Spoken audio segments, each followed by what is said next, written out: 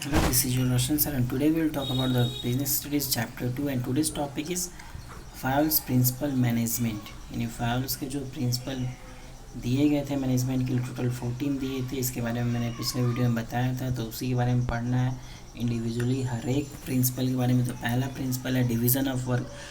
ठीक है, division of work that means कोई भी काम को बांटना। ठीक है, अगर ऑर्गेनाइजेशन की बात करें तो हमें बहुत सारे बंदों को हायर किया जाता है काम करने के लिए, तो हर एक को उनके मेरिट एक्सपीरियंस के हिसाब से, उनके कैपेबिलिटी के हिसाब से काम को बांटना है, ताकि जो ऑर्गेनाइजेशन का जो भी मोटो है उसको अचीव किया जा सके। अगर काम को हम सही तरीके से नहीं बांटेंगे, जो बंदा सफिशिएंट है उस काम को करने के लिए, अगर उसको वो काम ना दे करके दूसरे को देंगे जो इनसफिशिएंट है वो करने के लिए, तो काम सही से समय पे नहीं हो पाएगा। ठीक है, वो फ्लॉप हो जाएगा काम। जैसे यहाँ पे डायग्राम एक पिक्चर में देख लो, 4 बंदे हैं, चारों को अलग अलग काम को बांटा गया है। ठीक है, मान लो ये सेल्स का कर रहा होगा, ये परचेस की कर रही होगी।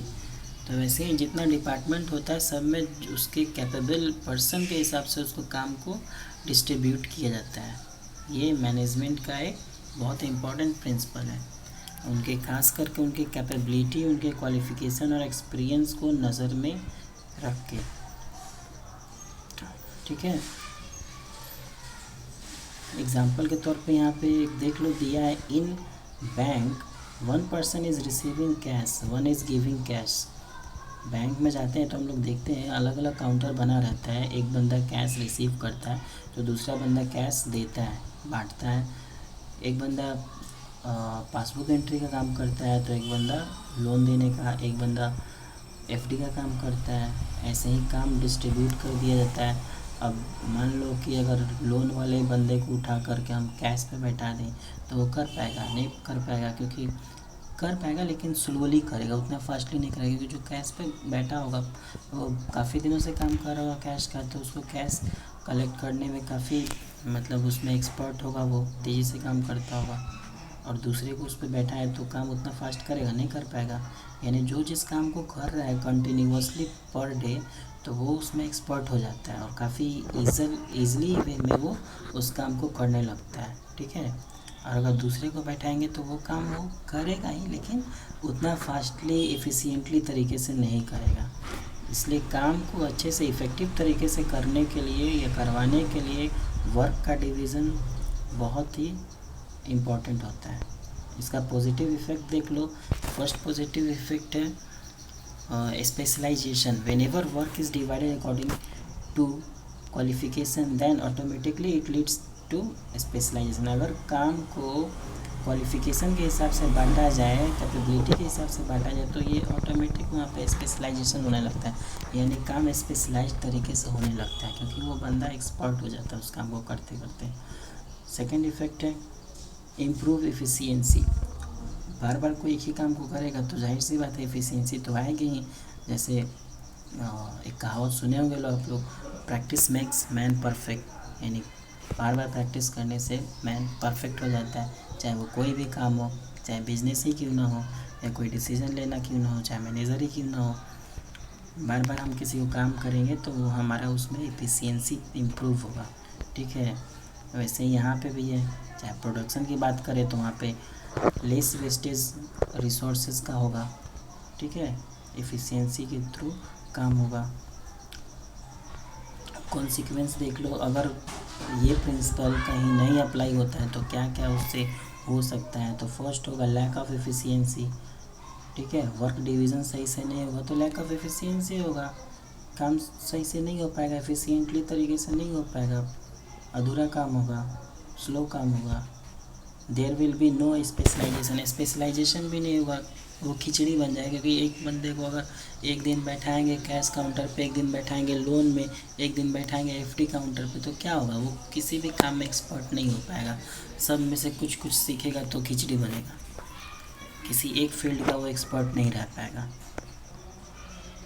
थर्ड है chance of duplication of work, और जो वर्क है वो परफेक्टली नहीं हो पाएगा, वो भी डुप्लीकेटिंग तरीके से होगा। मतलब कंप्लीट एक परफेक्ट जो वर्क होता है वो नहीं हो पाएगा, तो ये इसकी कमी के कारण होगा। ठीक है, आगे चलते हैं सेकंड प्रिंसिपल पे। तो इसका सेकंड सेकंड प्रिंसिपल से पहले यहाँ पे एक केस स्टडी दिया है, इसको आप लोग पढ़ लेना, क्योंकि ये जो केस स्टडी है इस टाइप का एग्ज़ाम में देता है, तो इसको आप लोग पढ़ते रहना केस स्टडी को। सेकंड प्रिंसिपल है अथॉरिटी एंड रिस्पॉन्सिबिलिटीज़। ये रिस्पॉन्सिबिलिटी, अथॉरिटी मीन्स पावर, ठीक है, यानी डिसीजन लेने का पावर। मैनेजमेंट की बात हो रही है तो मैनेजमेंट में खास करके डिसीजन लेना काफ़ी इंपॉर्टेंट होता है, कब कौन सा सिचुएशन कंडीशन चल रहा है उसमें क्या डिसीजन ले, क्या फैसला ले मैनेजर, ये काफ़ी इंपॉर्टेंट होता है। और इसके साथ साथ responsibility, responsibility means obligation to complete the job assign on time, यानी ये रिस्पॉन्सिबिलिटी देना कि जो भी काम वो करवा रहा है या कर रहा है वो टाइम पे हो जाए, ठीक है।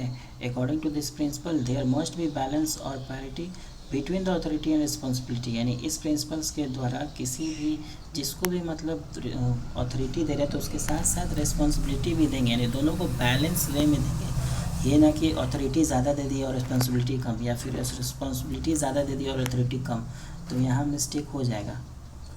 जब कोई भी चीज़ एक्सेस होता है तो excess of everything is very bad, सुने होंगे लोग, इसलिए किसी को भी एक्सेस नहीं देना है, दोनों बैलेंस वे में देना, अथॉरिटी भी और रिस्पॉन्सिबिलिटी भी, ताकि काम सही से हो, वर्क ऑन टाइम हो, वो भी एफिशिएंटली तरीके से हो।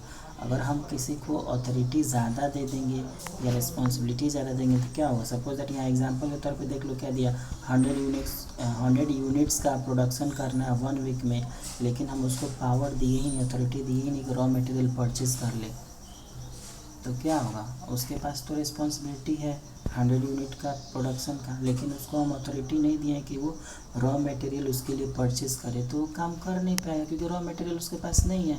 अगर हम अथॉरिटी देते तो वो रॉ मटेरियल्स परचेज़ करके 1 वीक में 100 यूनिट्स का प्रोडक्शन करके हमको टाइम पे वर्क कंप्लीट करके दे देता। इसलिए अथॉरिटी के साथ रिस्पॉन्सिबिलिटी देना है, ना कि केवल रिस्पॉन्सिबिलिटी दे दिए तो वो भी बुरा ही होगा उसके लिए, क्योंकि काम नहीं हो पाएगा। इसका पॉजिटिव इफेक्ट देख लो क्या कह रहा है प्रिंसिपल का, no misuse of authority. अगर दोनों को बैलेंस वे में देंगे तो इसका मिस यूज़ नहीं होगा, अथॉरिटी का पावर का गलत यूज़ नहीं होगा, क्योंकि उस पर उसकी जिम्मेदारी भी होगी। और दूसरा है helps in meeting responsibility on time without any delay. इसमें जो भी अगर मीटिंग की ही बात हो रही है तो वो भी रिस्पॉन्सिबिलिटी के साथ समय पे होगा, ना कि डिले होगा, ठीक है। समय की बर्बादी नहीं होगी, जो भी काम होगा चाहे मीटिंग हो या प्रोडक्शन हो, कुछ भी हो, वो समय के साथ जिम्मेदारी पूर्वक कंप्लीट होगा। और इसका कॉन्सिक्वेंस देख लो, अगर ये प्रिंसिपल अप्लाई नहीं होता है तो क्या होगा, डिले इन वर्क में डिले होगा, काम समय पे कंप्लीट नहीं होगा, ठीक है। अगर अथॉरिटी नहीं दी है, पावर नहीं दी है तो रॉ मटेरियल वो परचेज नहीं कर पाएगा, तो काम समय पे कंप्लीट नहीं हो पाएगा, डिले होगा। दूसरा है misuse of authority due to excess authority. अगर ज़्यादा अथॉरिटी दे देते हैं तो वहाँ पे भी मिस यूज अथॉरिटी होगा, यानी पावर का गलत इस्तेमाल भी हो सकता है, वो मनमानी करने लगेगा, ठीक है। Over burden with work with access responsibility. अगर ज़्यादा रिस्पॉन्सिबिलिटी भी दे देते हैं उसको तो क्या होगा, कामों के बोझ के तले वो दबा रहेगा, होपलेस हो जाएगा, कैसे काम कंप्लीट करें, ठीक है।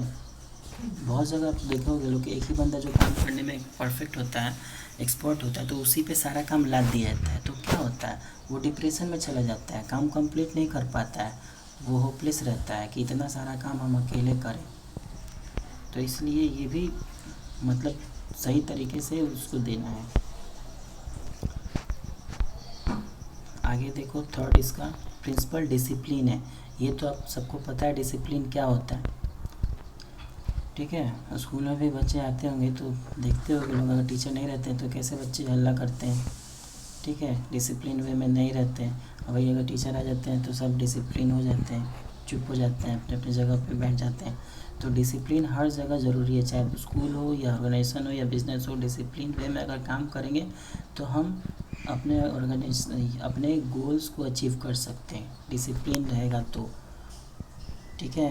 अगर पढ़ाई कर रहे हैं तो डिसिप्लिन के साथ पर डे 4 आवर या 5 आवर्स अपने बैठ के खुद से पढ़ेंगे, तभी जाके हम एक ना एक दिन अच्छा कर पाएंगे। अगर वो चीज़ डिसिप्लिन नहीं रहेगा, सोचेंगे आज छोड़ो, आज मन नहीं है, कल पढ़ेंगे, तो वो अनसक्सेसफुल का निशानी है, ठीक है, लेज़ी हो जाएगा पर्सन उससे। आगे यहाँ पे एग्जाम्पल देख लो क्या दे रहा है, the employees must honour their commitment towards the organization by working effectively and efficiently, यानी जो भी कमिटमेंट कर रहा है कोई काम करने का तो उसको डिसिप्लिन वे में कमिटमेंट करें। यानी जब कमिटमेंट कर दिया कि हम वन वीक में ये काम कर देंगे तो उसको 1 वीक में वो काम कर देना चाहिए, वो भी इफ़ेक्टिव और एफिशिएंटली तरीके से। ये ना कि कमिटमेंट कर दें और काम हो ही ना हो, कंप्लीट ना हो, तो वो भी एक तरह से गलती है। On other hand, superior must also meet their commitments by meeting their promises of increments, promotion, wage revisions etc। यानी ये जो डिसिप्लिन है ये हर एक लेवल पे होना चाहिए, चाहे टॉप लेवल हो, मिडिल लेवल हो या लोअर लेवल हो। मैनेजमेंट के 3 लेवल्स होते बताए थे, तो ये तीनों में होना चाहिए, क्योंकि अगर तीनों में रहेगा तभी सब लोग डिसिप्लिन वे में रहेंगे। जो कमिटमेंट करेंगे वो पूरा करेंगे। अगर स्टाफ्स को प्रॉमिस किए हैं इंक्रीमेंट वगैरह करने का कि हाँ इस साल इंक्रीमेंट आप लोगों का होगा, चाहे 10% हो 20% हो, तो वो उसको करना चाहिए। ये ना कि कमिटमेंट कर दिए हैं और फिर जब टाइम आए तो मुकर जाए, तो ऐसा नहीं करना चाहिए। इससे क्या होगा, मतभेद होगा स्टाफ से, मैनेजर से आपस में, जो ऑर्गेनाइजेशन के लिए बहुत बुरा हो सकता है। ठीक है, आगे इसका पॉजिटिव इफेक्ट देख लो क्या है। Systematic working in the organisation, अगर डिसिप्लिन रहेगा तो काम ऑर्गेनाइजेशन में क्या होगा, सिस्टमेटिक ढंग से होगा, सही तरीके से होगा, इफ़िशियंसी भी इम्प्रूव होगी। अगर डिसिप्लिन वे में करते हैं तो तरीके से करते हैं तो। और इसका कॉन्सिक्वेंस देख लो, अगर ये डिसिप्लिन ना रहे तो क्या हो सकता है, डिसऑर्डर हो सकता है, कन्फ्यूज़न होगा, चार्ज होगा, वेस्टेज ऑफ रिसोर्सेज होगा, absence of discipline, delay in work में भी डिले होगा, क्योंकि डिसिप्लिन ही नहीं रहेगा, रूल रेगुलेशन नहीं रहेगा, कोई फॉलो करने वाला नहीं रहेगा, सब अपने अपना मनमानी करेंगे तो काम होगा नहीं, इसलिए डिले होगा। ठीक है, आगे चलते हैं। इसका 4th principle, unity of command. Unity of command, ये कमांड वाला पॉइंट आप लोग पढ़े थे लोग इसके पहले चैप्टर में। ठीक है, according to this principle an employee should receive order from one boss superior and should be accountable to one superior only, because if he is receiving orders from more than one boss then he will get confused and will not be able to understand that whose orders must be executed first। that means जो command देने वाला हो वो एक ही हो, तभी का जो कमांड देगा वो पूरा होगा कमांड। ठीक है, यानी ऑर्डर जो होगा वो पूरा होगा।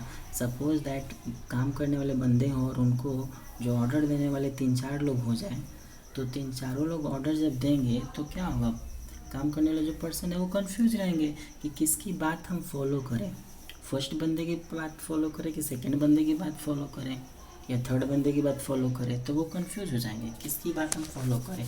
तो ऐसा नहीं होना चाहिए किसी भी ऑर्गेनाइजेशन में।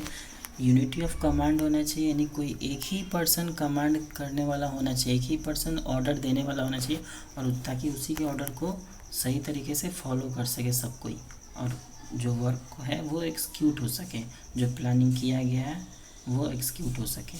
ठीक है, एग्जांपल के तौर पे यहाँ पे देख लो क्या दिया है। If employee of production department is asked to go slow in production to maintain quality standard by the production in charge, and sales in charge instruct the employee to fasten the production to meet the pending orders। in this situation employee will get confused। यानी अगर employee हैं production department के, वहाँ पे उनसे जो production in charge है वो बोले कि आप लोग स्लो काम करो, धीरे धीरे काम करो, ताकि प्रोडक्शन का जो प्रोडक्ट का जो क्वालिटी है वो बना रहे, अच्छा प्रोडक्ट तैयार हो।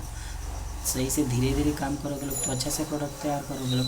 लेकिन वही जब सेल्स इंचार्ज इंस्ट्रक्शन देगा एम्प्लॉयज़ को कि काम जल्दी करो, फास्ट कंप्लीट करो, जो पेंडिंग ऑर्डर है उसको भी कंप्लीट करो, तो क्या होगा, वहाँ पे जो एम्प्लॉयज़ हैं काम करने वाले वो कंफ्यूज हो जाएंगे किसकी हम बात माने।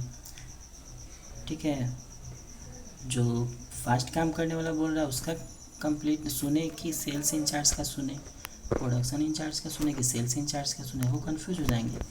ठीक है, तो इसका पॉजिटिव इफेक्ट देख लो। No confusion in mind of sovereignty, अगर यूनिटी ऑफ कमांड रहेगा, कोई एक पर्सन कमांड करने वाला रहेगा तो यहाँ पे कन्फ्यूज़न नहीं होगा। नो ईगो क्लासेस नहीं होगा। जैसे यहाँ पे अगर दोनों इंचार्ज हो जाएंगे प्रोडक्शन इंचार्ज और सेल्स इंचार्ज दोनों, तो दोनों का टकराव होने लगेगा कि हम बड़े हैं तो हम बड़े हैं, मेरी बात मानो तो मेरी बात मानो, ऐसा होता भी है। तो ऐसा नहीं होना चाहिए। नेक्स्ट है इम्प्रूव्स इफ़ेक्टिवनेस इन वर्किंग। अगर कोई एक बंदा कमांड करेगा तो काम भी सही तरीके से होगा, उसी के गाइडलाइंस के थ्रू होगा, तो वो इफ़ेक्टिवनेस उसमें रहेगी। अब यहाँ पे इसका देख लो, अगर हम इसको नेगलेक्ट करते हैं इस पॉइंट को तो क्या हो सकता है। तो confusion in mind of employee के माइंड में कन्फ्यूज़न बना रहेगा, जैसे यहाँ पे अभी एक सिचुएशन बताया मैंने। दूसरा है subordinate will get chance to escape from his responsibility का giving excuses, ego clashes, difficulty in maintaining discipline in organisation. यानी बहुत सारे प्रॉब्लम क्रिएट हो सकते हैं, ईगो क्लैसेस भी हो सकता है, मेंटेनिंग डिसिप्लिन भी मेंटेन नहीं हो पाएगा, आपस में लोग बकझक करने लगेंगे, एक दूसरे की बात नहीं मानेंगे। ठीक है, तो ये सब प्रॉब्लम हो सकता है अगर एक से ज़्यादा यूनिटी ऑफ कमांड होगा। तो इसलिए एक ही यूनिटी ऑफ कमांड होना चाहिए, यानी कमांड करने वाला एक ही होना चाहिए बंदा। जैसे यहाँ पे फिगर दिया है, यहाँ पे देख लो, राइट वे का क्या हो सकता है, एक ही पर्सन कमांड करने वाला हो तो वो राइट होगा। अगर 3 बंदे होंगे कमांड करने वाले यानी ऑर्डर देने वाले तो क्या होगा, रॉन्ग होगा, सब कंफ्यूज हो जाएंगे, किसकी बात माने किसकी बात नहीं माने। आगे इसका 5th unity of direction. According to this principle, one unit means one plan. That is, the efforts of all the members and employees of organization must be directed towards one direction, and that is the achievement of common goal. If this principle is applied, it leads to coordination. Each department and a group having common objectives must have one head, one plan bowling. यानी इसके कहने का मतलब है unity of direction, that means coordination.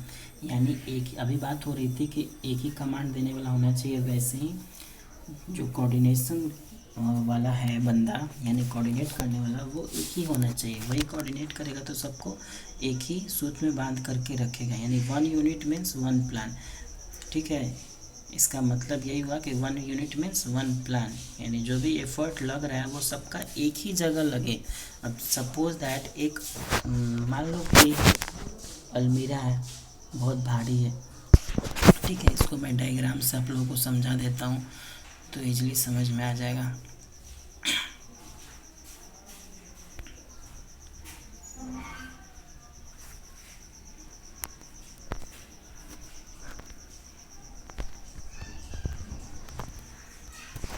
अगर suppose that एक अलमीरा या बॉक्स कुछ भी मान लो, इसको यहाँ से यहाँ रखना है, इस प्लेस पे ले जाना है, तो इधर से हमको फोर्स लगाना होगा ना, इधर से फोर्स लगाएंगे तब यहाँ पे जाएगा। वही तो सबको मिल करके एक ही साइड से फोर्स लगाना होगा, तब हम इसको यहाँ पे ला सकते हैं। और अगर कोई बंदा अगर इधर से फोर्स लगाने लगे तो क्या होगा, ये यहाँ पे आएगा, नहीं आ पाएगा।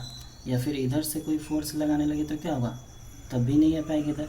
यानी हमको जो अचीव करना है, हम सबको एक ही वे में एक ही डायरेक्शन में काम करना होगा, तब जाके हम वो अचीव कर सकते हैं। अगर कोई अलग अलग तरीके से उसमें इन्वॉल्व हो तो क्या होगा, काम नहीं हो पाएगा, पर समय से या टाइम पे मतलब वो हो ही नहीं पाएगा, फ्लॉप हो जाएगा काम।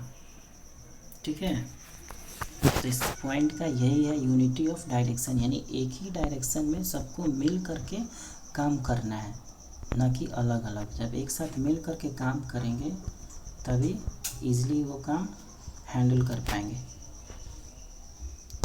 क्लियर? देख लो आगे क्या कह रहा है इसका effective positive effect. Positive effect है achievement of organisational goal, organisational goal को अचीव करने में।